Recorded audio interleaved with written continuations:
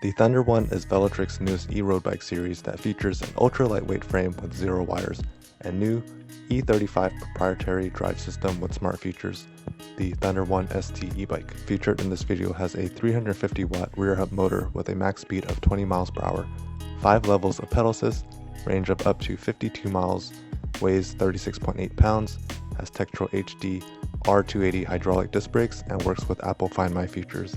The frame comes in 2 sizes, small for riders 5 foot to 5'6", and medium for riders 5'3" to 6'1", and is available in 2 colors, sand and lava. The release date is in April 2023. More specs and Thunder One non-ST differences can be found in the description section below. In this video, we are going to unbox, test ride, and review the Thunder T1ST e-bike. Right now we're going to do an unboxing. This is the box that it came in. It's relatively large. It's 5.5 feet wide by 2.5 feet high by 10 inches deep. This is one of the larger e-bike boxes I've received. For the interest of time, I'm going to take everything out of the box and put it on the table. This is everything that was inside the box laid out on the table. We have the 2 wheels and frame. There's also a box that says toolkit on it, and everything seems to be packaged well with foam and cardboard. Let's take a look at this toolkit box. Opening it up, we have the manual inside, which we'll get to in a second. This is the bag for the tools. We have the charger. We also have a rear reflector. This is the front lamp. This is a mount for your phone. Here is a bell. This is the front reflector and a rear reflector that lights up. Let's pull this tab out and test it out. It only turns on and off. Here's the pedals. Here's some screws for the kickstand, and then we have the kickstand. Here are the 2 manuals that were on the front of the box. A quick start guide and the manual on how to enable the Find My feature. So let's go through this really quickly. You can pause this at any time.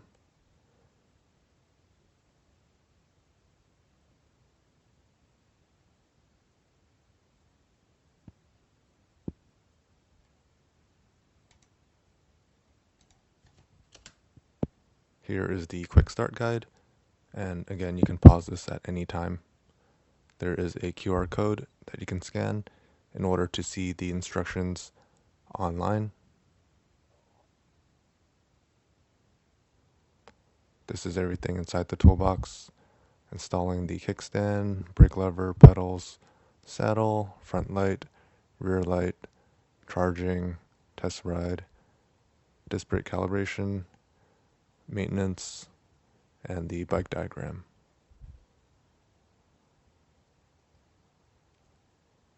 This is the toolkit. Inside we have Allen keys. There is a wrench and also a screwdriver. And for the interest of time, I'm going to do a quick time lapse of me taking off all the foam and cardboard off the e-bike.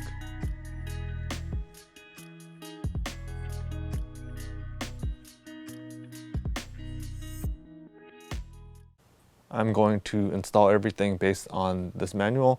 You can also follow along by watching this tutorial using this QR code. I'll also post a link to it in the description section below. This is what it looks like disassembled, and when it's assembled, it's going to look like this. The bike was, I would say, 80% pre-assembled already, so I just had to put some stuff on. The instructions were very detailed and clear. Even on the crank arms, there's a sticker that tells you what direction to install the pedals. Everything was very easy and straightforward. If you've never installed a bike before, you don't have to worry. The instructions were very clear. A few things I need to do before I test ride it is checking the front and rear brakes, that they're not rubbing, adjusting the rear derailleur, and then inflating the tires. The procedure for adjusting the brakes are in the manual. Right here we have the charging port. It's covered by a piece of rubber. Once we have that exposed, we can take the charger, this end, and put this in here. And while I'm pushing it, there is some force that's required, and right now it seems pretty snug. If I had this plugged into the wall, there's a light here that would turn red, and once it's fully charged, it would turn green. And then you would just leave that in until it's fully charged, take this out, and then put this back on. I'm going to go through the controls of the e-bike real quick. We have the handlebar grips on both ends. This is the front brake lever, and it is hydraulic. There is a controller for the e-bike. There is a bell. We have our front headlamp, which I'll turn on later, front reflector. This is the mount for your phone. We have our derailleur, rear derailleur, and then the rear brake lever. Over here, we have another set of controls, and this is the different pedal assist modes. So in order to turn it on, we would press and hold this for a few seconds until the lights turn on. So all of these lights turned on, and there is a legend right here that makes it very easy. White means that the pedal assist is off. If we push this on, it turns on to eco mode, and then if we push it again, it goes to tour mode. Again, orange is normal mode, red is sport mode, and then purple is turbo mode. So if I push this again, it cycles back down to sport, normal, tour, eco. If I press this again, it actually cycles back to tour mode. It doesn't go back to off. I noticed that if I push up, it cycles to the normal, sport, and then the purple, which is the turbo mode. If I keep pushing it, nothing happens. And then if I push the down button, it goes back to sport, normal, tour, eco, and then it could turn off. There is also a button right here for the light, so I can turn the light on and off. And then if I also double press this, I notice that it turns the light on and it turns it off. One other thing is there's a walk mode, which provides some level of pedal assist when you're walking. Because this is off right now, it's white. If I push and hold the minus button, nothing happens. If I go to the eco mode and I push and hold the minus button, you can hear the rear wheel spinning, and if I release it, then the walk mode slows down and stops. I'm just going to check on turbo mode if it goes any faster. And it sounds like it's going at the same speed. So I think regardless of what pedal assist mode you are in, the walk mode probably provides like 3 to 5 miles per hour of pedal assist. And in order to turn it off, if you press and hold it, the lights don't actually turn off until you release the button. Showing you guys again, if I press and hold this button for 2 seconds and let go, it doesn't actually turn off. If I hold it for 3 seconds, it doesn't turn off. I just hold it for like 4 or 5 seconds, and then when I release it, it turns off. Another thing that I noticed was that if I press and hold the light button, it actually turns the control off. So you see how it turned off. If I push and hold this, it doesn't actually turn the controller back on. So I have to do it over here.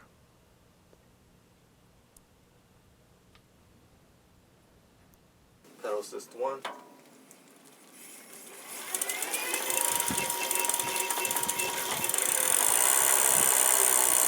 2.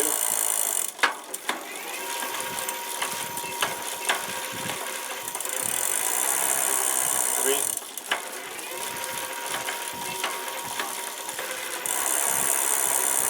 4.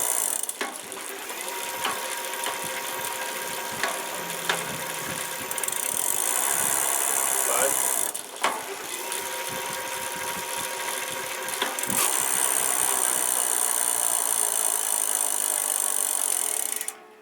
This e-bike supports the Find My feature, so on your iPhone you're going to type in Find My, open the app, you're going to turn the e-bike on. Under devices, you're going to add a device and then add other item. So it's searching for items. You press and hold this for 10 seconds until the circle starts flashing.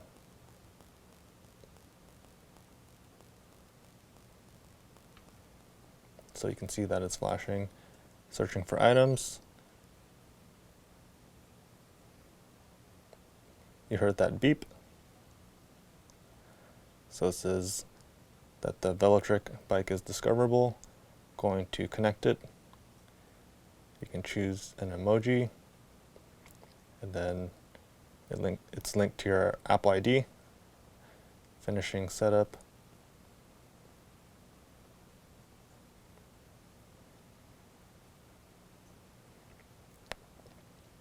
So these are the things that you can do with it.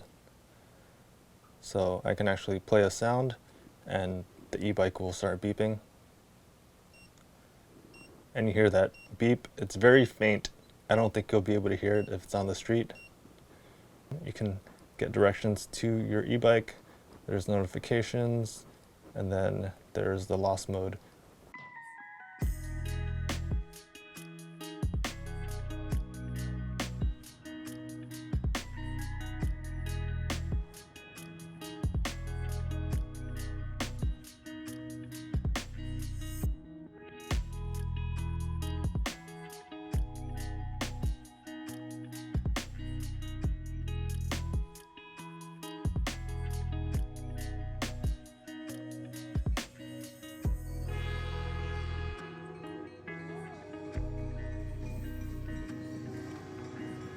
Right now we're going to test the Velotric e-bike. I'm going to go through all of the pedal assist levels. It does not have a twist throttle or thumb throttle, and that is the design by nature. They wanted it to be a very sleek e-bike. If you look at it from the side, you can't see any protruding battery or motor or anything. It also does not have a display, meaning it doesn't show the speed level. I have my phone right here. There's also a mount to put your phone on that had a sticky adhesive attachment, but I didn't want to put on my phone. So I have an external phone mount with a speedometer app on. So let's turn the bike on. And you can see that the lights are glowing. So right now it's white, the pedal assist is off, and just pedaling around. There's no pedal assist, but I actually don't feel any resistance compared to a normal bike, which is very nice. And I apologize in advance if there's any wind noise. I have a GoPro mounted to my helmet, and the intent of that is to capture the audio of the motor, hopefully. I actually changed it to the lowest gear on the back so I can get the max speed. So I'm going to start again with no pedal assist and just keeping it stable, keeping the same cadence. I'm getting around 12 miles per hour. Okay.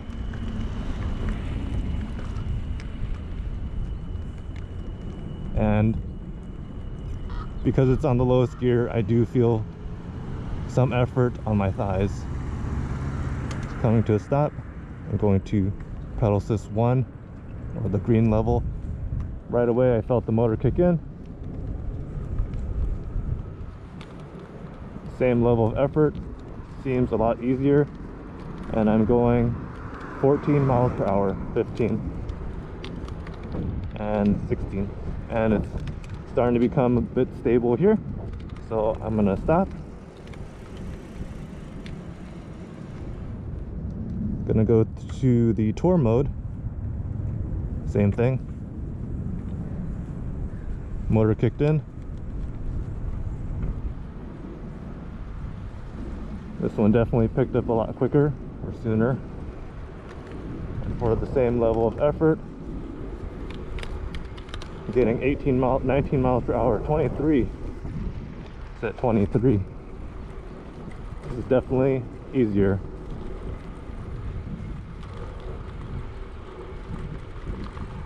So we're back at 18. I think it's going to be 18. Okay, let's come to a stop. I'm going to start back again on normal mode because I didn't have enough space. The street was ending. Same level of effort. We're already at 18 miles per hour, 19. For the same cadence, I'm going 20 miles per hour, 21, 23. So this is pretty easy right now.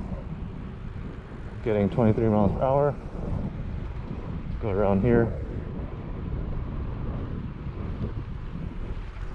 and it feels very smooth.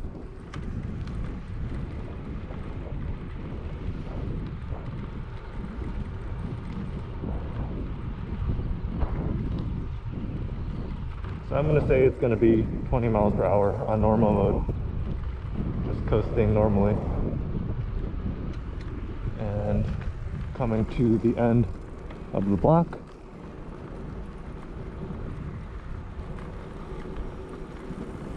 Let's come to a stop and go to the sport mode.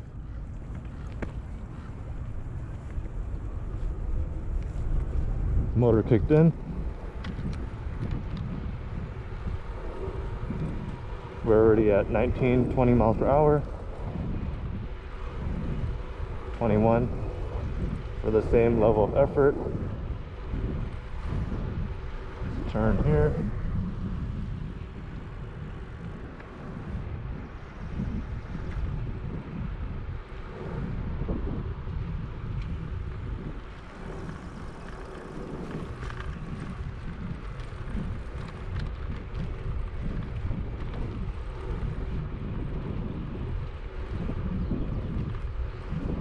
Says I'm getting 22 miles, back at 21.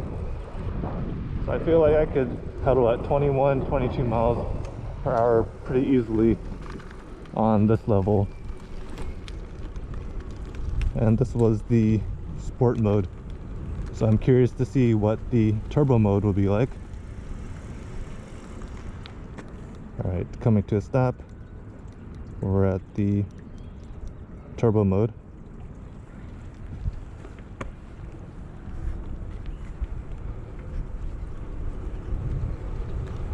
Oh, definitely picked up quickly.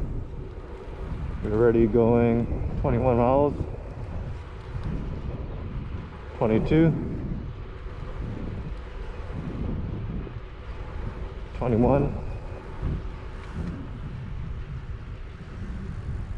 and remember this is a class 1 e-bike, I believe, which means it's supposed to go 20 miles per hour max. And it does not have a thumb throttle. So I think anything over 20 miles per hour, usually you end up spending some additional effort in your legs and you don't get anything. So getting like 21, 22 miles per hour, similar to the sport mode.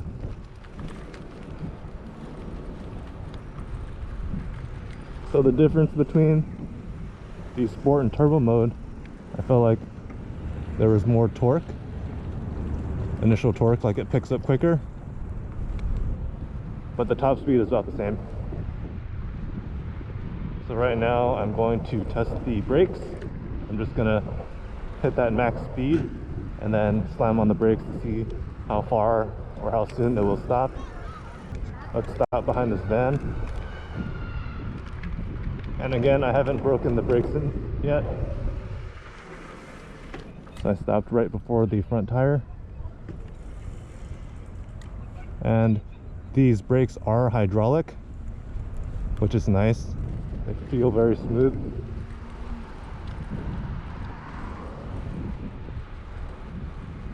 Going up a slight incline. Let's stop behind this Prius. This white Prius right here.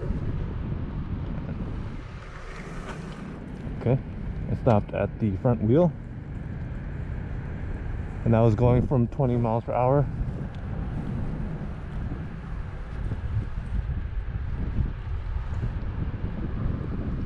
There's a slight downhill, 21 miles per hour, slamming on the brakes,